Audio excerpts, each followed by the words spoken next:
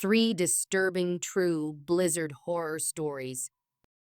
Snowfall terror. A night to remember before Jenny and I officially started dating. We often hung out together. Both of us loved snowboarding, and her family owned a cozy little cabin in Vermont, not far from Stowe Mountain Resort. When she invited me to spend a weekend snowboarding with her, I couldn't say no. It was exciting, our first trip together. Little did I know, this weekend would turn into a memory I could never forget, and not for the reasons I had hoped. The drive to the cabin was about 5 hours. The journey was uneventful at first, with familiar stretches of highway and roadside diners. But the scenery began to change as we entered Vermont. Snow piled high on either side of the road, and the trees lining the highway seemed to close in on us as the sun dipped below the horizon. By the time we turned onto the final stretch of road leading to Jenny's family cabin, it was completely dark. The road was narrow, winding, and surrounded by towering pines cloaked in snow. Jenny mentioned that many of the properties along this road were summer homes and often sat empty during the winter months. Her comment made the area feel even more isolated.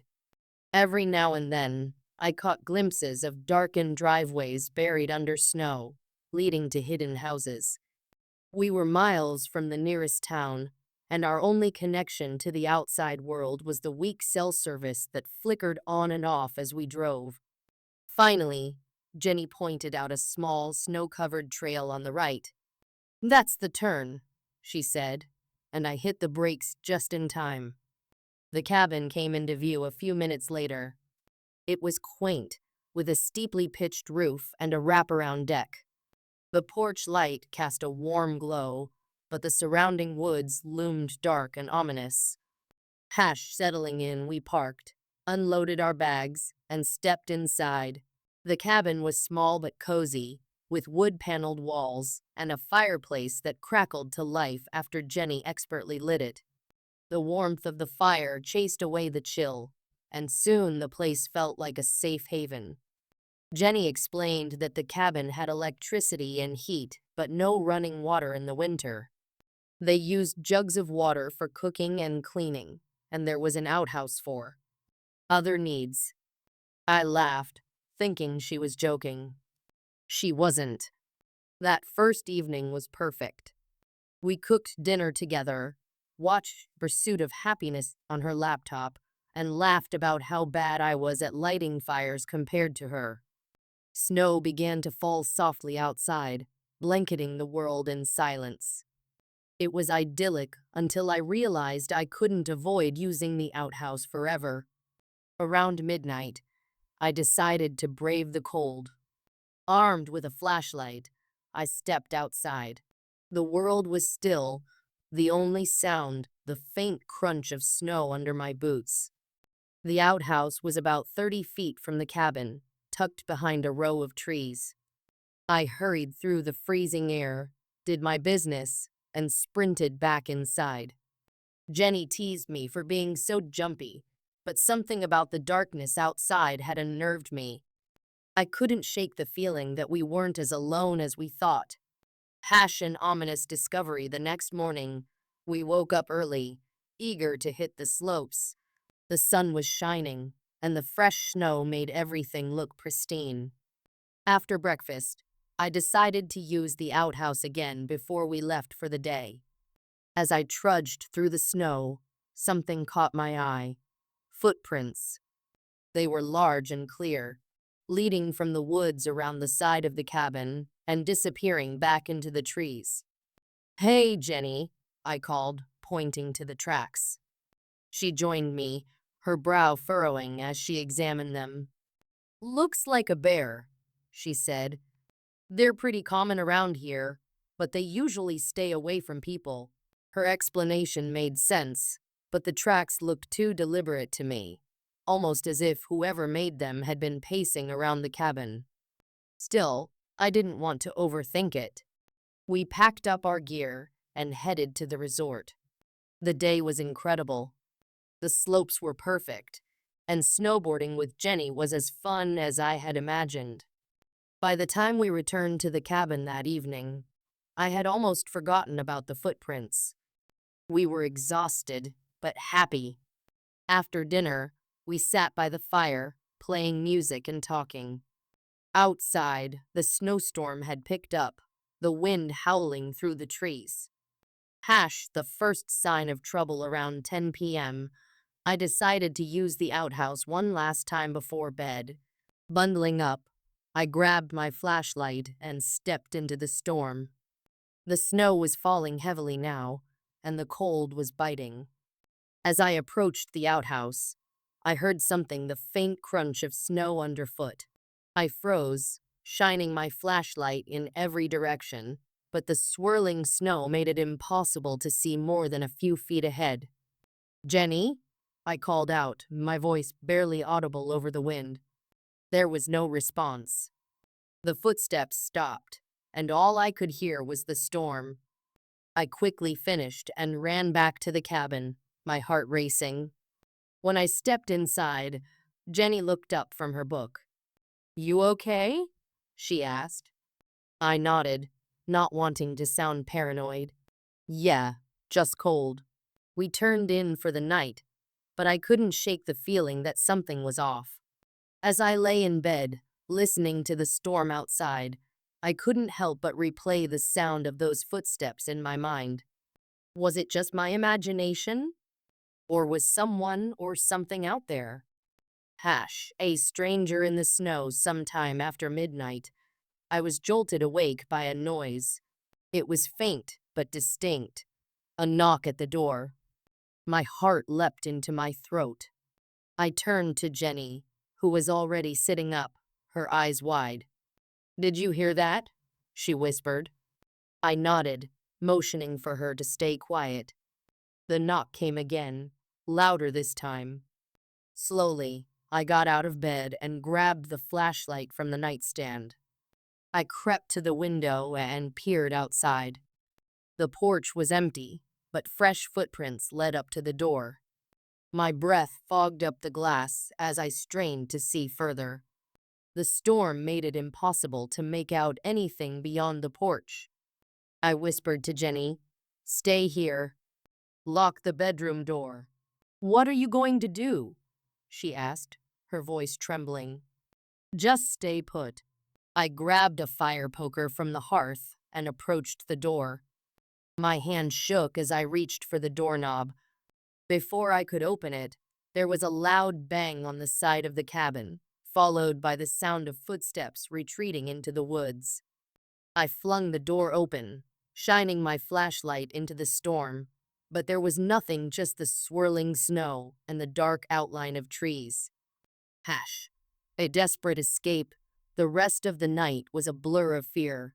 We didn't sleep, taking turns watching the windows and listening for any signs of movement outside. The storm raged on, and every creak of the cabin made my nerves spike. By morning, the snow had stopped, but the footprints around the cabin were unmistakable. Whoever had been outside had circled the house multiple times. Jenny's dad called to check in, and we told him what happened. "Get out of there," he said firmly. "I'll come up next weekend to check things out, but you two shouldn't stay there alone." We packed our bags in record time and left the cabin without looking back. As we drove away, I couldn't shake the feeling that we were being watched. The once beautiful woods now felt menacing, their snow-covered branches hiding secrets I didn't want to uncover.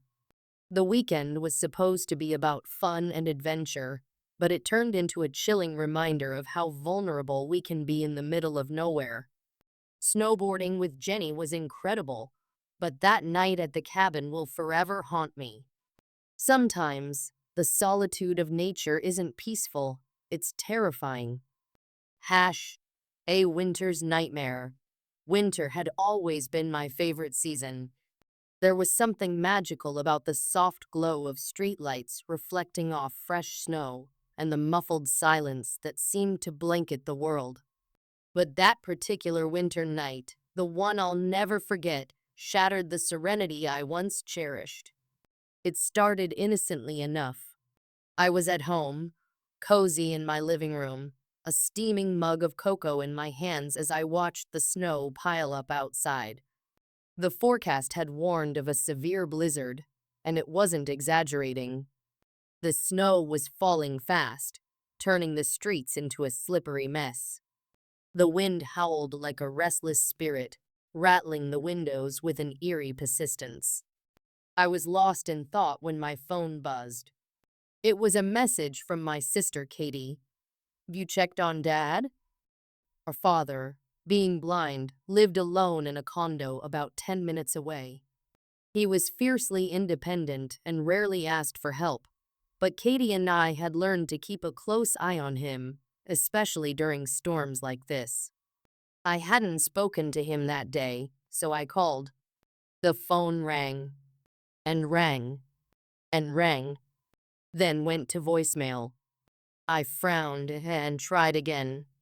Still no answer. "That's weird," I muttered. Dad was usually quick to pick up. A pang of worry settled in my chest. I texted Katie. "He's not answering. Have you heard from him?" Response came almost immediately. "No." "Should we check on him?" I told her I'd go. It was closer for me, and with the storm worsening, I didn't want both of us out in the mess. Grabbing my coat and gloves, I stepped outside, the biting wind slicing through the layers as I trudged to my car. The drive to Dad's condo was nerve-wracking. Snow obscured the roads, and my windshield wipers struggled to keep up. My tires skidded more than once, making my heart pound. Every minute felt like an hour. When I finally pulled into the parking lot, relief washed over me. The lights in Dad's condo were on, and there were fresh footprints in the snow leading to his door. But then, unease crept in. There were also footprints leading away. I knocked on the door, calling out, "Dad?" "It's me." No answer. My stomach churned. Was he even home?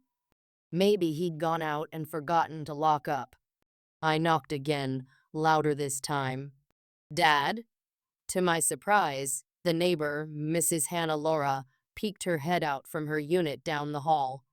She smiled warmly despite the late hour.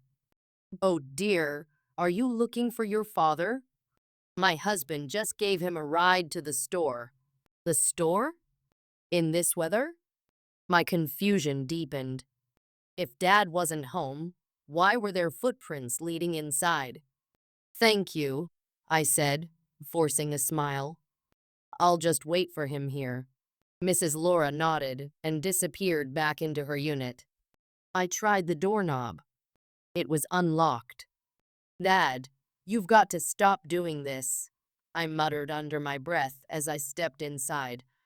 The warmth of the condo was a stark contrast to the icy chill outside, but it didn't calm my nerves.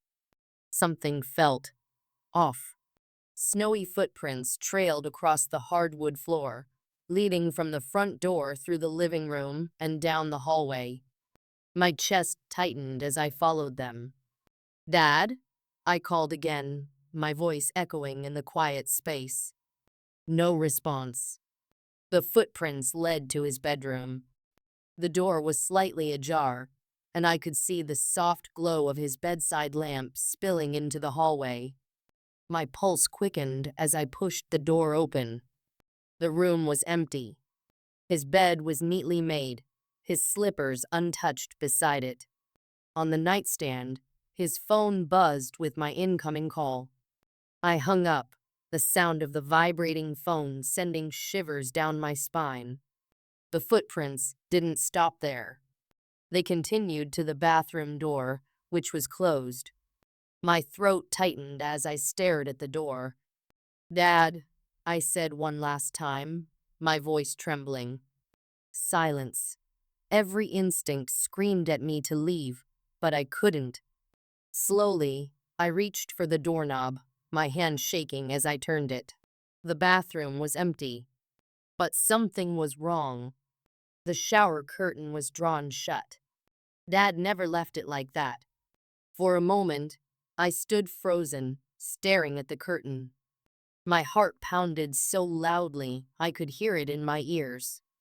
Gathering every ounce of courage I had, I reached out and yanked the curtain open. Nothing, just the empty tub. I let out a shaky breath, relief flooding through me. But then I noticed something that made my blood run cold. The wet footprints didn't end at the bathroom.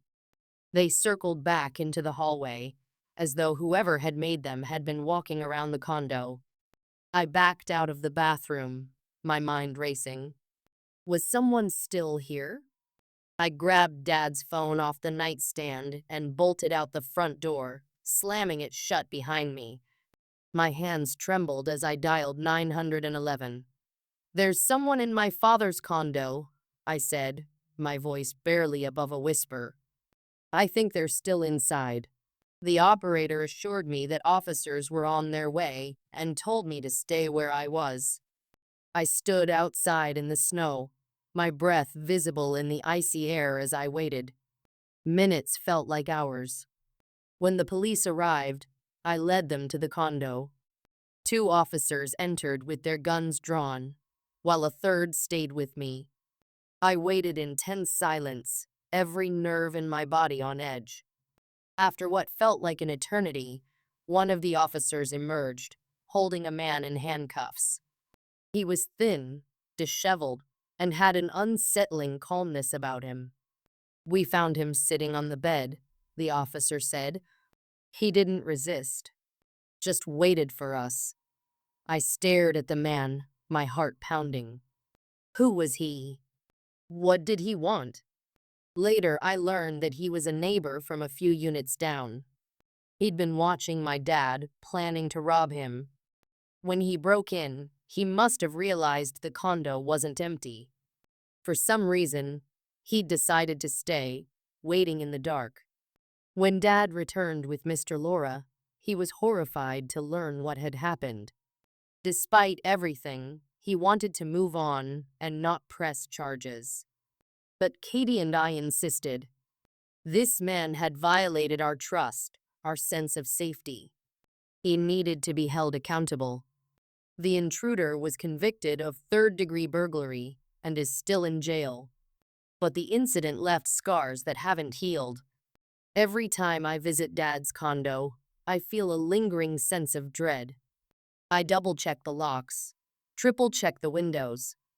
The thought that someone was watching him, planning to take advantage of his vulnerability, still makes my skin crawl. And those footprints in the snow? I still think about them. The way they led into the condo, circled around, and seemed to vanish. They haunt me on quiet winter nights, when the snow falls and the world feels peaceful. I remember that night and the fragile line between safety and terror.